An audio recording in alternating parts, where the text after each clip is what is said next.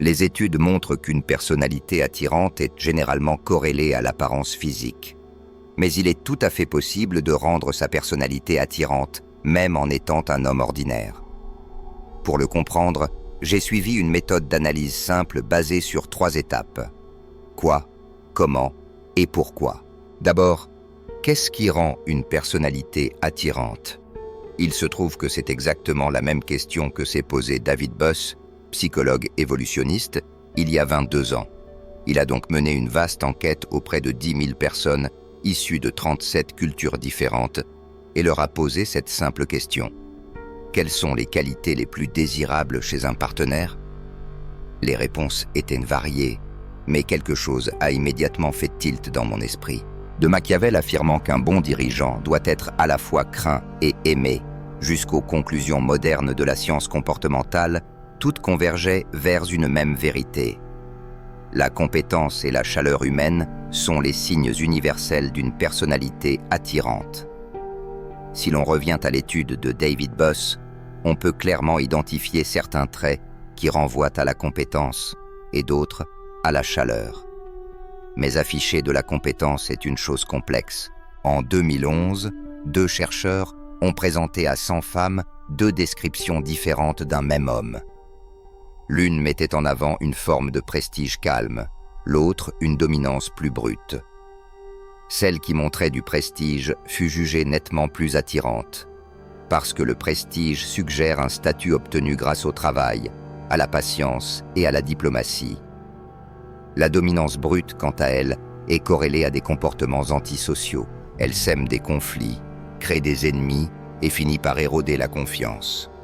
Le prestige, en revanche, repose sur une ascension méritée, une réussite visible mais sans arrogance, perçue comme digne de respect. Et qu'en est-il de la chaleur humaine? En 2020, une étude a démontré que la gentillesse est la qualité la plus recherchée chez un partenaire romantique. Ce qui est logique. Plus de gentillesse signifie moins de conflits sur le long terme.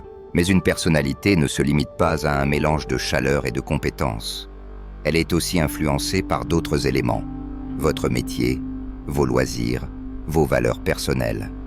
J'ai donc fouillé les recherches pour en savoir plus. Apparemment, certaines carrières sont jugées bien plus attirantes que d'autres.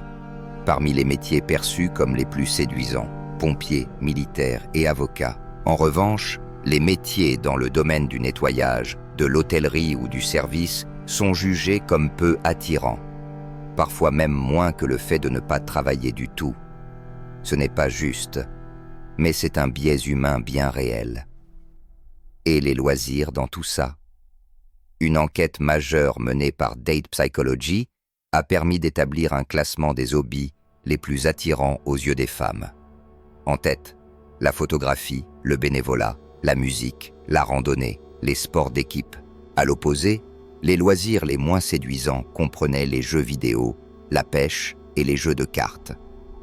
On comprend alors que la manière dont vous occupez votre temps libre façonne votre image sociale et influence fortement la perception de votre personnalité.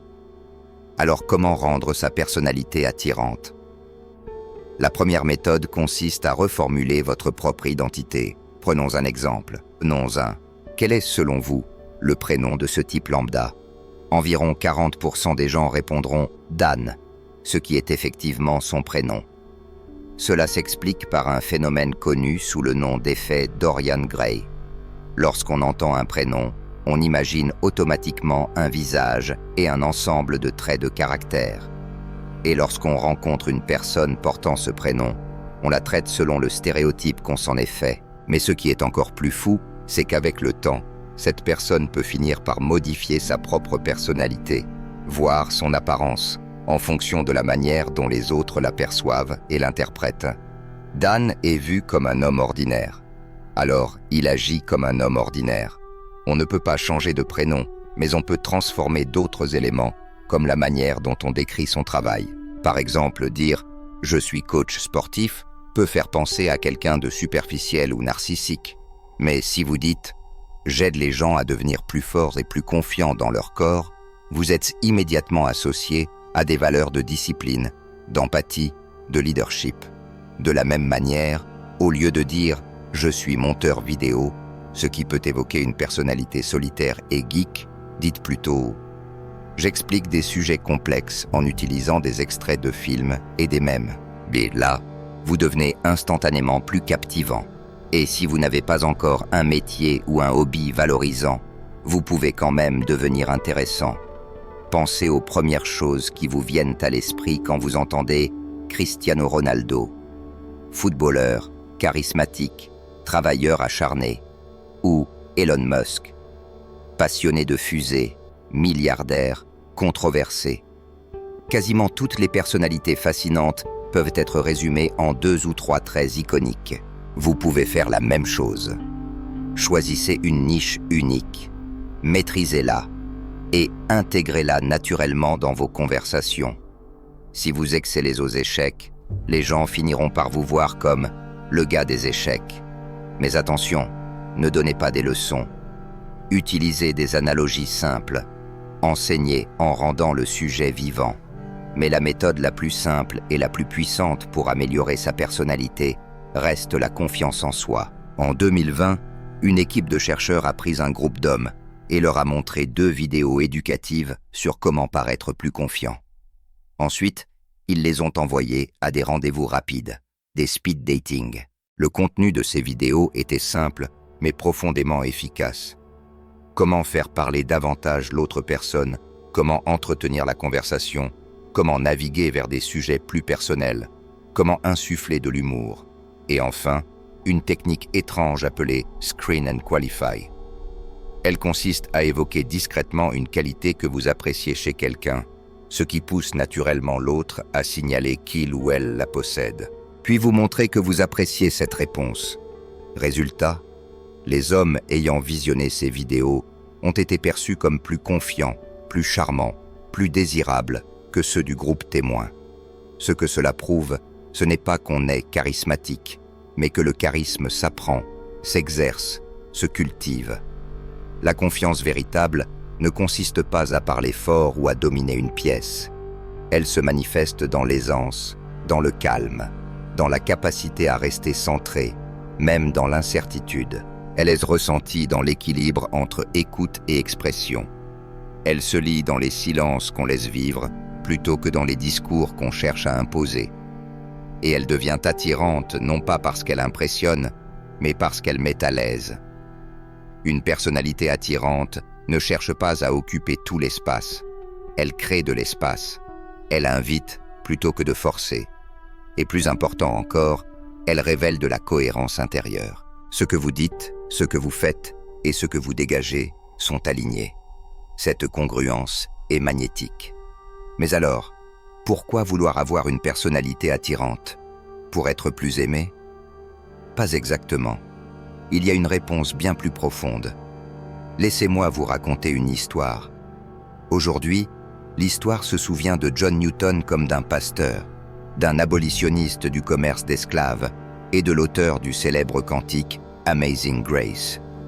Mais ses débuts furent bien différents. Dans sa jeunesse, John Newton était capitaine de navire négrier, vulgaire, alcoolique, insupportable. Tellement insupportable que son propre équipage l'abandonna sur une île déserte. Et pourtant, il a changé. Pas à cause de la religion, pas à cause de la honte, mais à cause d'une femme, Mary Catlett, une jeune femme brillante, douce, avec une force intérieure rare. Elle était l'amour de sa vie, mais il savait que jamais ses parents n'accepteraient qu'elle épouse un homme comme lui. Alors il a changé. Il a étudié le latin, les mathématiques. Il a quitté le commerce d'esclaves. Il est devenu un homme posé, réfléchi. Un homme qui s'est élevé non seulement socialement, mais moralement. Et Mary l'a épousé. Ensemble, ils ont fini leur vie paisiblement dans une petite ville rurale appelée Only. Ce que cette histoire révèle, c'est que changer sa personnalité ne signifie pas se renier. Cela signifie devenir la version de soi-même qui est à la hauteur de ses aspirations les plus profondes. Newton n'a pas changé pour plaire. Il a changé pour être digne de l'amour qu'il avait reçu. Et ce n'est pas de la fiction. c'est de l'histoire vraie. Cela montre que l'identité est fluide, que la personnalité est malléable, que rien, absolument rien, n'est figé. Certains diront que ce genre d'amour n'existe plus aujourd'hui, mais est-ce vraiment le cas? Ou est-ce simplement que nous avons oublié que pour être aimé avec profondeur, il faut se montrer transformable, non pas se déguiser, mais se façonner? Une personnalité attirante n'est pas une stratégie, c'est une construction sincère, pierre après pierre. Elle n'est pas instantanée, ni artificielle. Elle prend racine dans la volonté de devenir quelqu'un de meilleur, pour soi, pour les autres, pour la vie qu'on souhaite mener. Et si vous n'avez pas encore rencontré votre mairie, alors devenez l'homme qui saurait l'accueillir, pas en forçant les choses, pas en vous suradaptant, mais en affinant votre posture intérieure, en devenant plus clair sur ce que vous valorisez, sur les histoires que vous racontez, sur la manière dont vous entrez en lien avec le monde. Parce qu'au fond, la personnalité, ce n'est pas une étiquette figée, c'est une dynamique vivante, une somme d'habitudes, de récits, de regards, de silences. Et tout cela peut être travaillé, tout cela peut être transformé. La beauté d'une personnalité attirante, c'est qu'elle ne dépend jamais uniquement de facteurs externes. Elle n'est pas le fruit du hasard, ni un privilège réservé à quelques élus. Elle est le résultat d'un alignement intérieur, d'une clarté sur ce qu'on apporte au monde, et d'une manière d'habiter chaque interaction avec une conscience accrue. Trop souvent, on pense à tort que l'attraction vient d'un jeu de surface. Vêtements, apparences, répliques apprises, signaux de statut. Mais tout cela s'effondre s'il n'y a pas de substance en dessous. Une personnalité attirante est une invitation silencieuse à rester. Elle ne crie pas. Elle ne cherche pas à briller plus fort que les autres. Elle éclaire autrement. Et cette lumière vient souvent de 3 éléments simples: la clarté, la cohérence et la chaleur. La clarté de savoir qui vous êtes et ce que vous défendez.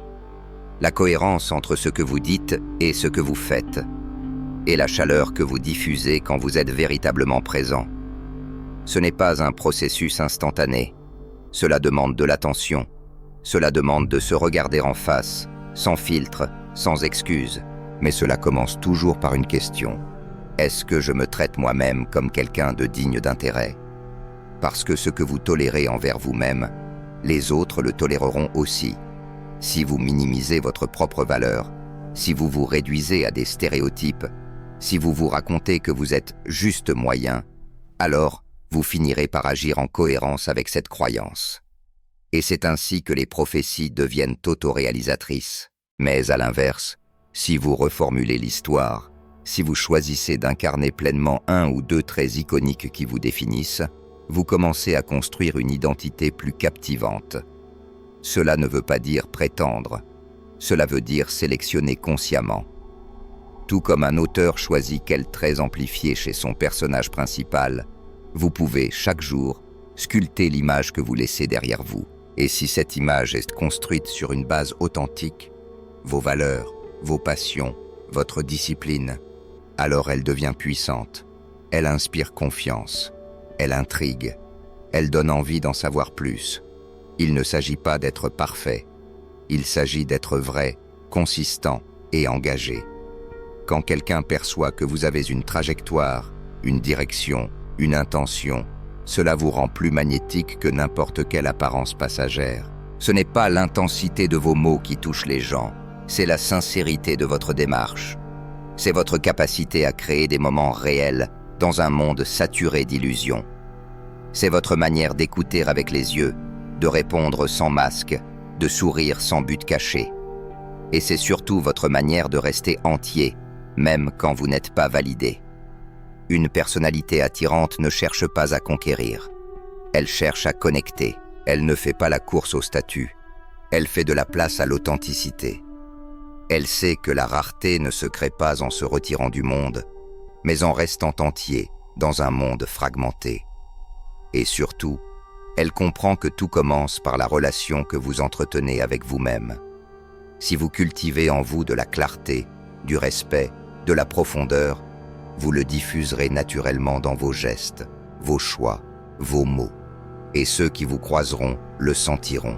Ils ne sauront pas forcément pourquoi, mais ils sauront qu'il y a quelque chose de différent. Et cela peut tout changer. Pas seulement dans vos relations amoureuses, mais dans vos amitiés, vos opportunités professionnelles, votre influence dans un groupe. Parce qu'une personnalité attirante n'attire pas seulement des regards. Elle attire des liens, des engagements, des portes qui s'ouvrent. Elle crée un effet d'entraînement invisible mais puissant. On se souvient de vous, pas parce que vous avez brillé artificiellement, mais parce que vous avez incarné quelque chose de rare, de la présence, de la vérité, du calme. Alors, pourquoi devriez-vous développer une personnalité attirante? Pas pour plaire, mais pour évoluer, pour vous honorer, pour créer une vie dans laquelle vous vous sentez à votre place, pour cesser d'être spectateur et commencer à influencer l'énergie autour de vous.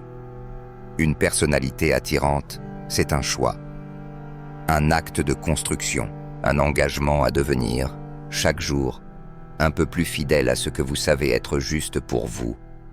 Ce n'est pas un masque, ce n'est pas une technique, c'est une posture intérieure. Et à ceux qui pensent que tout cela est trop tard, trop difficile ou trop idéaliste, je dirais ceci. Chaque personne a en elle la capacité de réécrire son histoire. Regardez John Newton. Regardez ce qu'il est devenu, non pas malgré son passé, mais à cause de son choix de ne plus le laisser définir son avenir. Ce que vous avez été n'est jamais une limite. Ce que vous choisissez de devenir, en revanche, peut tout transformer. Et parfois, il suffit d'une décision, d'un nouveau regard sur soi, d'une promesse silencieuse qu'on se fait à soi-même. Je mérite d'être habité par quelque chose de plus noble. Et je suis prêt à le bâtir, pas à pas. Parce qu'au fond, ce n'est pas votre physique, votre statut, ni même vos mots qui vous rendent irrésistible. C'est l'homme que vous êtes quand personne ne vous regarde. C'est ce que vous incarnez quand tout le monde se tait. C'est la cohérence entre vos gestes et votre cœur. C'est ça, la vraie force d'une personnalité attirante. Et c'est accessible, dès aujourd'hui.